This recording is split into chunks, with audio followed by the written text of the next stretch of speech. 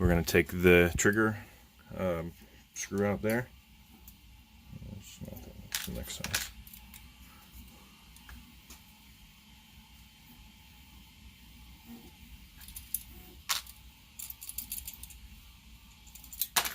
Okay, so once you pull that trigger pin out,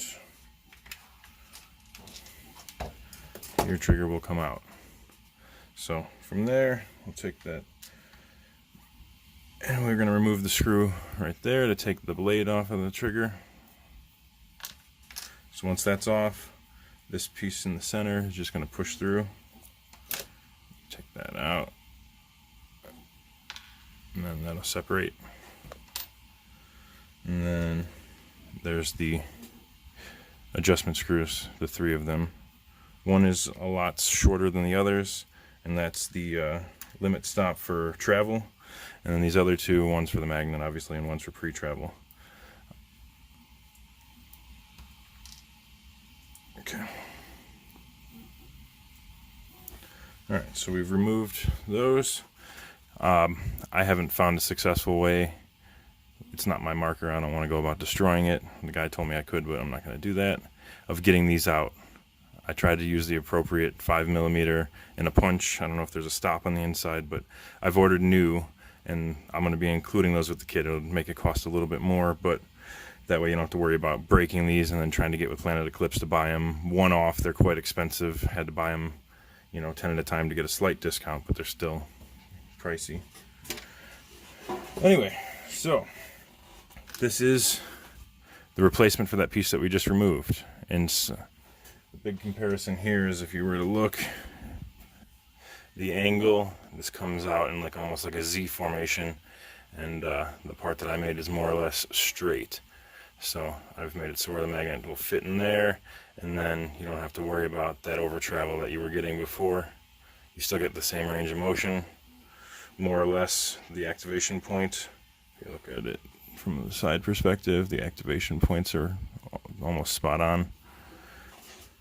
I don't know that anybody will feel a difference there, but we will start with the shortest of the 3 screws, and that one goes into the limit stop for travel, which is the single hole right there.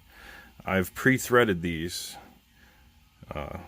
so what you have to do is just make sure that you follow the threads that I put in there as you insert the screw, and you shouldn't have any problems with it stripping or breaking or any of that stuff. So I just start out by putting the screw flush more or less, and then we're going to take the other 2, which these are the slightly longer ones, and they're going to go into the magnet pre-travel tension and then the pre-travel adjustment. And as you can see, they thread in real easy because I've already went ahead and pre-threaded those. And I know from personal messing with this that leaving this as light as it can be, and then I push this in a little bit further than normal to take up a little bit of that pre-travel. Not that that matters. Like I said, ignore this piece, but in this case I didn't have the appropriate bearing, so I've printed one that just fills that void for now. When you have yours, they'll already be in there. So now you've assembled that, you have that in there. Those will be their factory from me.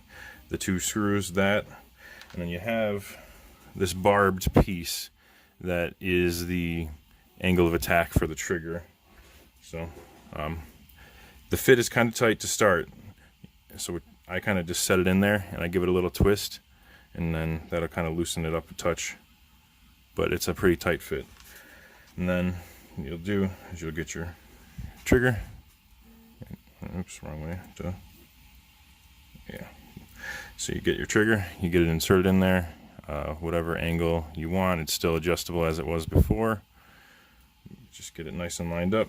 And what I always try to do is take where the holes are going to line up when you put them in there. So if you get it from that perspective, the screw holes are lined up right about there. So then I will get in there and I will put it in. Trying to keep everything in frame makes it a little more difficult.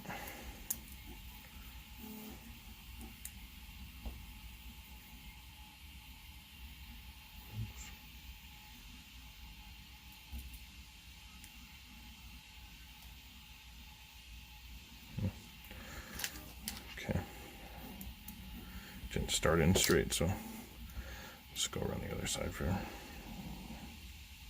I'm going to do it more looking at it myself instead of the camera.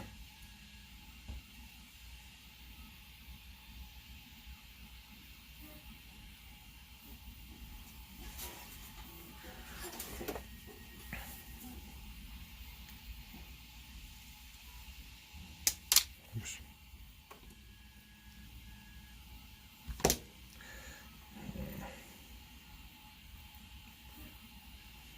There we go.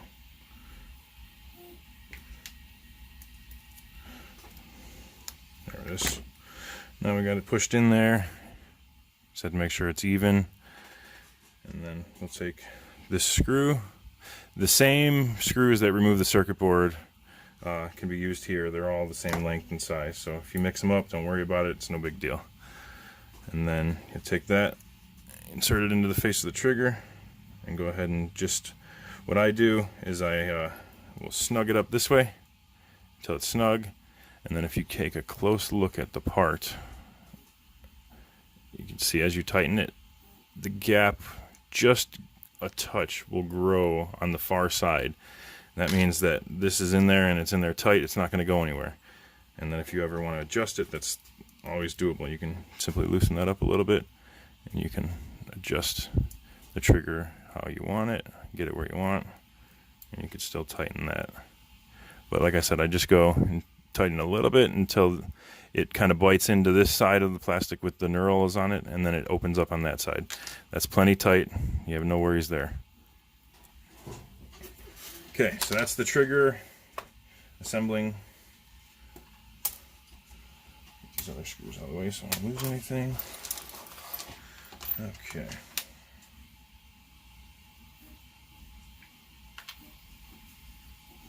Some magnets. Okay. This is by far the hardest thing. This spring has to be removed. I haven't found the easiest way to do it yet. These are close or flush cut wire cutters. That was what I've been able to get it out with. I put it back in for this video, but I kind of pinch on the tallest point on this short side here, and then there's a groove that you can get behind right there. If you squeeze on that on both sides, you can get the bite teeth that are in there to come loose. It's not the easiest thing to do still though.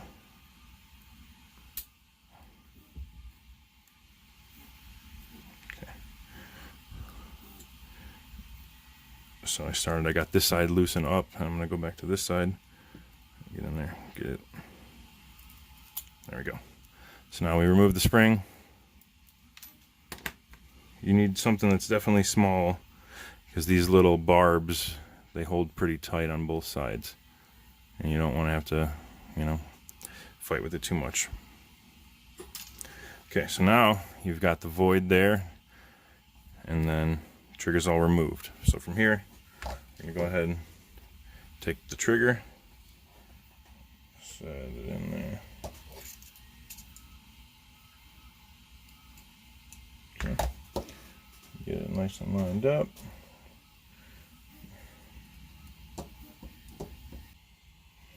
Like I said, this gun's on loan to me. The guy was nice enough to send it to me, so I don't want to keep it for too long.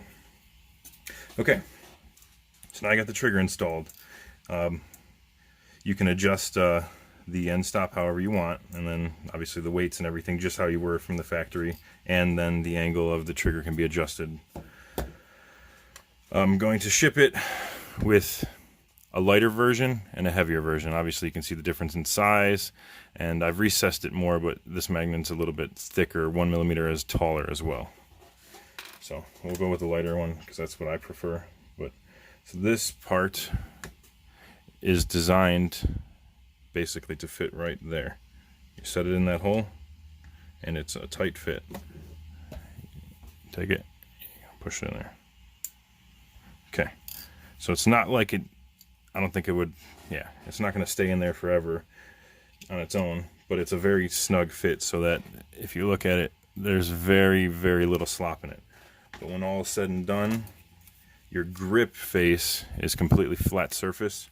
It's going to sit right over top of that, and there's going to be no way that that can move whatsoever.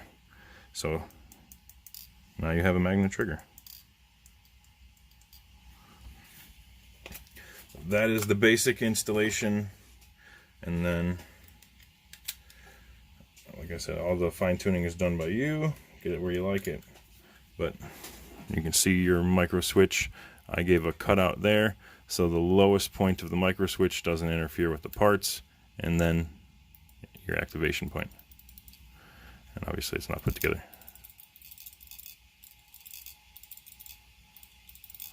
There it is, and that's the lighter of the magnets.